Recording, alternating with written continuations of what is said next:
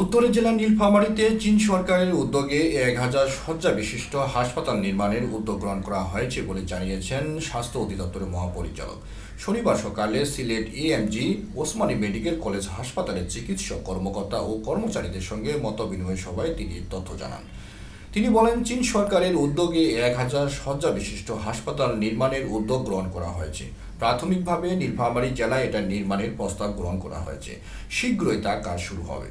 স্বাস্থ্যক্ষেত্রে চিকিৎসক, নার্স, কর্মচারীদের আরও যত্নশীল হওয়ার আহ্বান জানিয়েছেন স্বাস্থ্য অধিদপ্তরের মহাপরিচালক। তিনি বলেন, স্বাস্থ্যক্ষেত্রে সীমিত জনবল ও সামগ্রী থাকা সত্ত্বেও চিকিৎসক, নার্স, কর্মচারীরা তাদের নিরলস প্রচেষ্টায় জনগণের সেবা করে আসছেন। রোগীদের প্রতি তাদের আরও যত্নবান হতে হবে।